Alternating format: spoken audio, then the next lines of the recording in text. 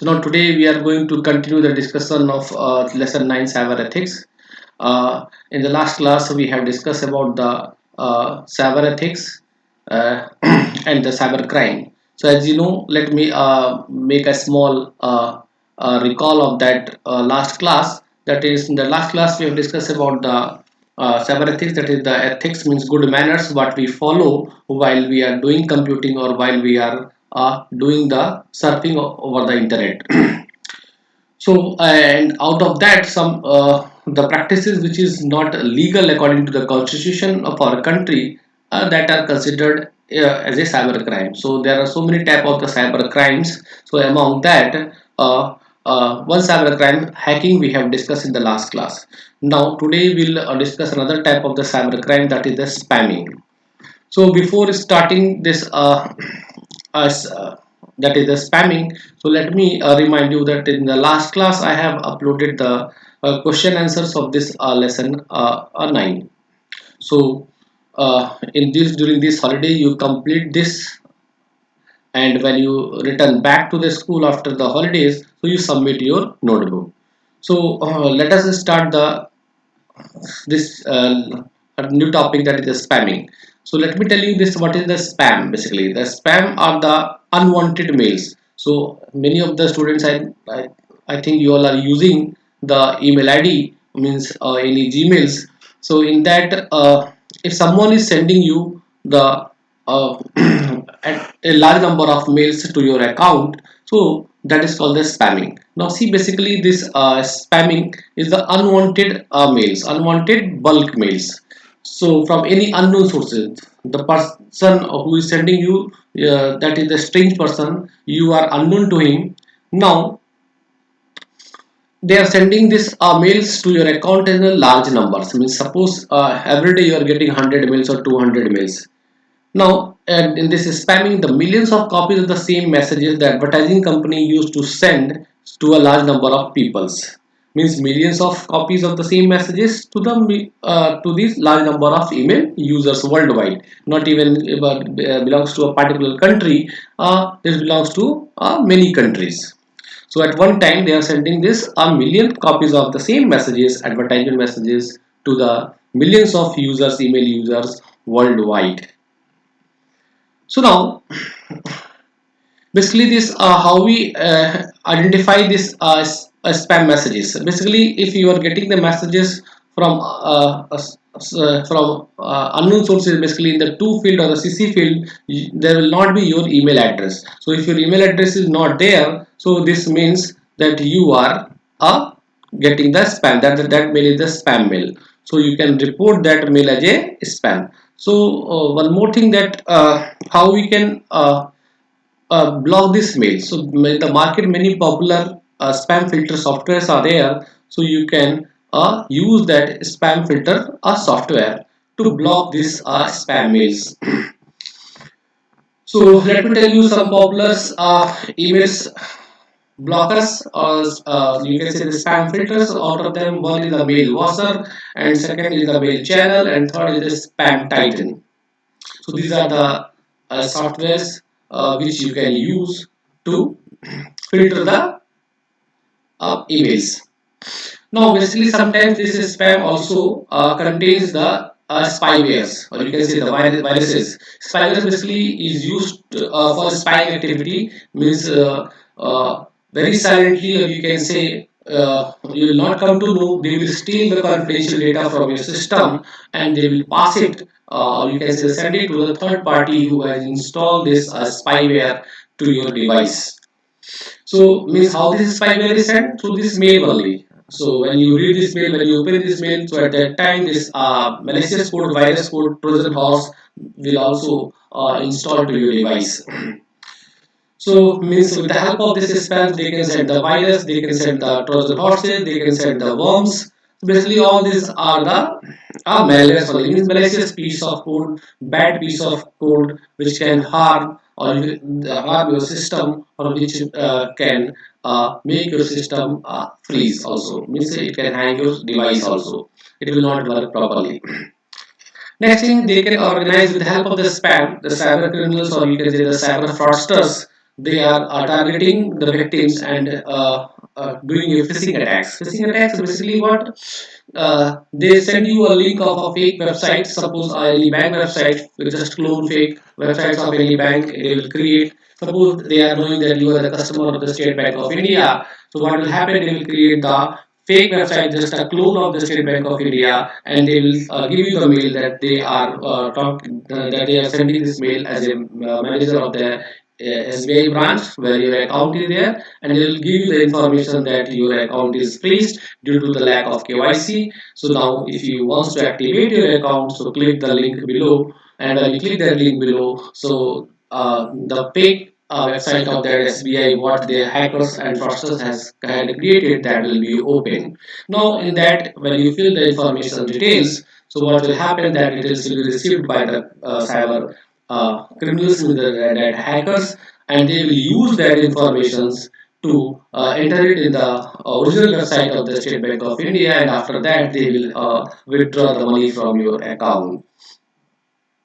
So now, next thing, if you are getting this mails in a bulk, means every day hundreds or two hundreds or thousands of mails, so your mail servers gets full. As you know, the limited memory is provided by the Gmail for which you are using in free, that is the 15 GB. And if suppose you are getting this mail thousands and thousands of mails every day, so definitely in 1 year or maybe in 1 month it will be full. Full memory will be occupied. So next time when next time onwards you are unable to receive these mails in your inboxes.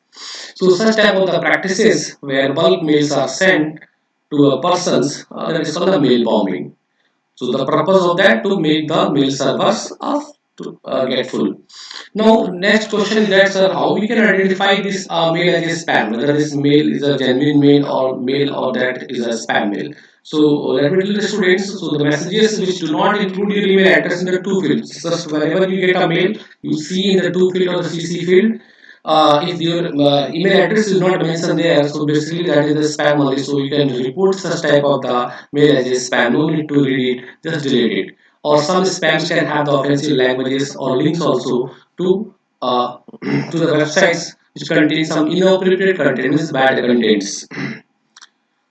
So now, what are the methods? Is there so many methods to prevent spam? Yes, many methods are there. One of the popular methods which I have discussed, that you can install the spam filtering software or blocking spam blocking software, which I have discussed. That mail washer you can use, spam title you can use, or you can use the mail channels. So if you suspect that any email is a spam, so do not respond, just delete it. Okay, if you're finding that this mail is a spam, you identified, so don't read it, just you delete that one. Okay, next, reject all the instant messages from the people who are not in your contact list. If you're getting any mail from the unknown person, strange persons who is not in your contact list, so don't read such messages, just you reject it. Don't click on any of the URL links within the standard messengers unless they are received from unknown source. If you are getting a link from the known source, from means your friend or your any relatives or your parents are sending you, so that you can click on that link. But if any unknown person, strange person sending you, don't click such links. And if you have the requirements also, so type that URL. Okay, suppose your banking website URL is there, so type that URL on the address bar of the browser or the search engine. Keep the software and security patches up to date. Whatever the operating system you're using, update it regularly. Okay. Now, next thing is the one type of that criminal activity is called the vissing. So this vissing is a criminal activity in which the cyber criminals use the mobile phones, or what this one, by using this mobile phones or telephones, they are making you a call, they are giving you a call, and after that they will ask you some confidential information, maybe about your account or some other things, and after that they can commit some fraud. So basically, this the term phishing is made of the two terms voice and phishing. So with the help of the voice communication, if some cyber criminals are targeting you to commit some fraud, so means to cheat you, that is called the phishing. So next is the plagiarism. Plagiarism basically is what? to make the uses of the language and the thoughts of another person. So you are using the language of another person, you are using the thoughts of the another persons, and projecting it that it is your own original work, means it is your thought and it is your dialogue like that. So such type of the thing is called the plagiarism. So it is considered a crime. It is also a fraudulent act. It is also a fraud. So from suppose from somewhere over the internet you have to copy the content in your project and you're telling that this is my thought, this is the my view. So that is the plagiarism. So this basically this plagiarism is a violation of the Intellectual Property Act. Like the you have some physical property at your home, your parents have a physical property at your home, maybe some car, maybe some land. So that is a property. Similarly here, if whatever the digital information you are generating over the internet, or you are storing like your messages, like your chattings, or like any file you created, all that are the digital property which is owned by a individual persons, or maybe any community, maybe any institute. So now that properties must be also preserved by the government. So governments provide you some rights on the digital property.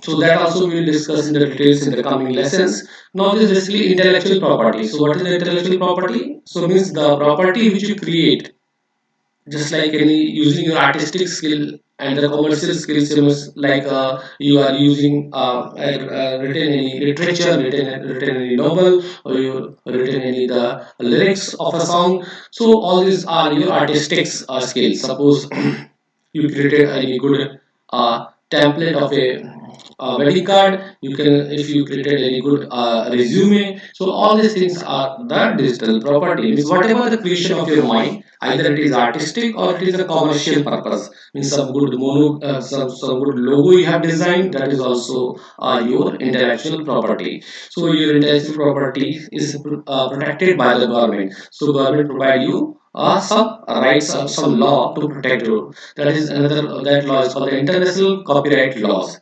So this international copyright law says that so the expression of the your original idea is considered your intellectual property and it should be protected by the copyright laws. So like the some original invention you have done, and if you have taken the patent of that inventions, so means now no persons you can use your technology, your invention without your permissions. So almost all forms of the expressions fall under the copyright protections as long as they are recorded in some manner. As a book, suppose you written a book, you can read any file on a computer, so that is your intellectual property. So next question is that is there any methods to prevent the plagiarism? Yes, the simplest way to prevent the plagiarism is the citation. So citation means you have to acknowledge the original writer, the creator of that file, uh, of that thought you have given. So you have to acknowledge that person in your work. You have to mention this name that I have taken this words, taken this paragraph from this research paper written by that person. So this is called the citation, means acknowledging that person.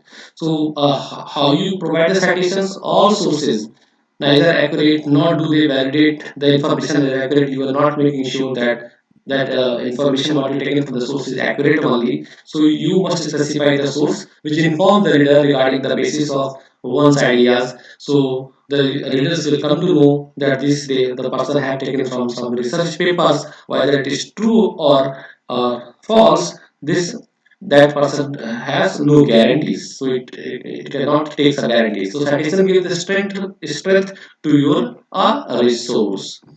So now, if to avoid the plagiarism, one can rephrase the material. So, if you don't want, if you copy exactly the same thoughts, so that is called the plagiarism only. Direct plagiarism. Many types of plagiarism are there that you will study in the higher classes. That is a direct plagiarism, self plagiarism, mosaic plagiarism, accidental plagiarism. So now, if you rephrase it, if you construct in your own words, that and you update some information in that, so that will not be a plagiarism. So use quotation marks around all the quoted words of the another person to avoid the plagiarism. So means put in the quotation marks the thoughts of the others. In the education sectors, students should be encouraged. Like in the project, in school we are giving the project, so that's why we ask also to add the acknowledgements to acknowledge such persons and add the bibliography. In that we mentioned all the books and research papers name.